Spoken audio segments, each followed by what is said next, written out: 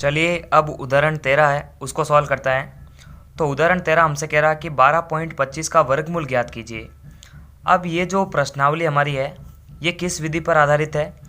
दीर्घ विभाजन विधि पर आधारित है, या फिर ऐसा कह सकते हैं भाग विधि पर आधारित है।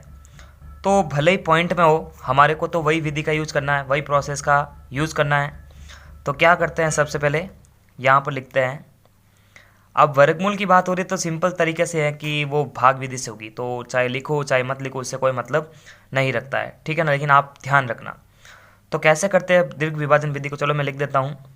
दीर्घ विभाजन या फिर भाग विधि, भाग विधि, ठीक है। तो क्या करते हैं कि वो जो संख्या हमारे पास में दे रखी है, कौन सी संख्या है, 12.25 है, तो इसको यहाँ पर लिखते हैं 12.25। अब क्या करते हैं, ऐसा हमारे को जो है एक फ्रेम बनाना है, ठीक है ना, इस तरह से। फिर क्या प्रोसेस रहता है कि पीछे से दो दो संख्याओं के जोड़े बनाने हैं। तो पीछे से दो दो संख्याओं का जोड़ा मतलब एक तो देखो 25 हो गया, और एक हमारे पास में हो जाएगा 12, बीच में पॉइंट है, उससे कोई मतलब नहीं रखता है। फिर जो प्रोसेस है कि जो पहला जोड़ा है और पहले जोड़े के अंदर जो संख्या है कौन सी है, देखो 12 है। अब ये जो 12 है किस संख्या के वर्ग के बराबर है, या फिर किस संख्या के वर्ग से छोटा है, लेकिन बड़ा नहीं होना चाहिए। जैसे देखो हमने 3 का वर्ग किया तो 3 तियारी 9 आ गया, हमने 4 का वर्ग किया तो 4 चौक 16 आ गया। तो ये जो है किस संख्या के वर्ग के बराबर है या फिर छोटा है, लेकिन क्रॉस नहीं करना चाहिए, यानी बड़ा नहीं होना चाहिए, बड़ा यूज़ नहीं कर सकते। तो देखो जिसका वर्ग बन रहा है वही संख्या लेनी है। तो देखो 3 का वर्ग कर रहे हैं तो 3 का यूज़ करना है, तो यहाँ पर 3 लिखेंगे, फिर यहाँ पर भी 3 लिखेंगे, और नीचे भी वापस जो है 3 लिखेंगे, फिर यहाँ पर प्लस का चिन्ह लगाएंगे, और फिर वर्ग करने पर जो संख्या आ रही थी कौन सी आ रही थी, 9 आ रही थी। इस 9 का यूज इसके नीचे करेंगे, यहाँ पर माइनस का चिन्ह लगाएंगे। देखो वापस ध्यान रखते हैं, जिस संख्या का वर्ग का जो है यूज किया जा रहा है वही संख्या यहाँ पर वापस इसके नीचे और भागफल पर। हो गया, समझ में आ गया होगा आपको। फिर देखो 12 में से 3 चला गया, 3, फिर देखो पॉइंट है तो पॉइंट के नीचे पॉइंट, फिर देखो 25 है तो दोनों संख्या उतारनी पड़ती है, मतलब जो दूसरा जोड़ा है उसको भी उतारना पड़ता है। अब क्या करेंगे, आप खुद एक दिमाग लगाओ कि 12 के बाद में पॉइंट है, तो यहाँ पर 12 का तो हमने यूज कर लिया है, इसका मतलब यहाँ पर अगर कोई संख्या आएगी तो उससे पहले पॉइंट लगेगा, ठीक है ना, क्योंकि देखो 12 के बाद में पॉइंट आएगा। तो 3.25 है, उसका यूज करवाने के लिए यहाँ पर भी जो है पॉइंट का यूज करते हैं।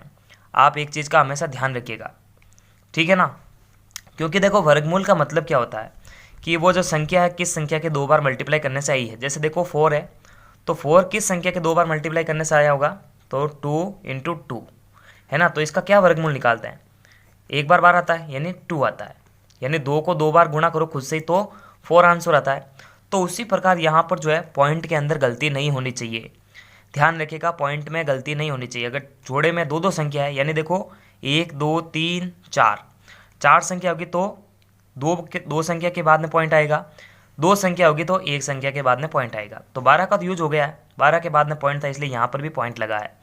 अब क्या करेंगे, इनका योग करेंगे, 3 और 3 6 हो गया। फिर देखो यहाँ पर खाली जगह आती है।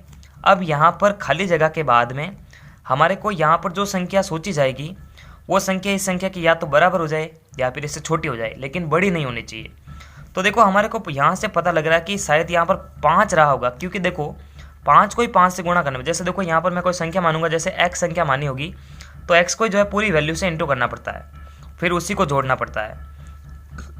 तो यहाँ पर हम जो है 1 मानेंगे 2 मानेंगे तो इकाई का अंक तो 5 आने वाला है नहीं, लेकिन दिमाग लगाया जा रहा है कि इस खाली जगह में अगर मैं 5 मान लूँ और फिर जो चीज़ मानी जाती है उसी से पूरा जो है पद हमारे को गुणा करना है, या पूरी संख्या हमारे को गुणा करनी पड़ती है।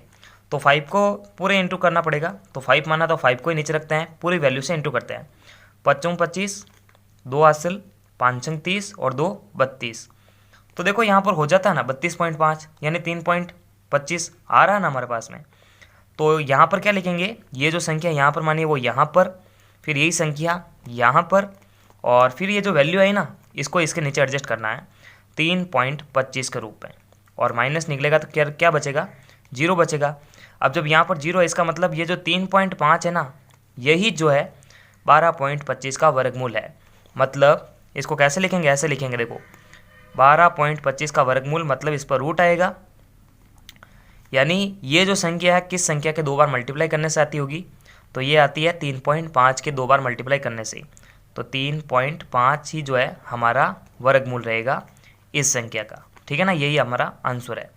तो नमस्कार, थैंक्स फॉर वॉचिंग। और पूरे चैप्टर की जो प्लेलिस्ट की लिंक है आपको वीडियो के डिस्क्रिप्शन बॉक्स में मिलेगी, वहाँ जाके आप बैक टू बैक सारे वीडियोस देख सकते हैं। तब तक के लिए लाइक, सब्सक्राइब और शेयर करें। नमस्कार।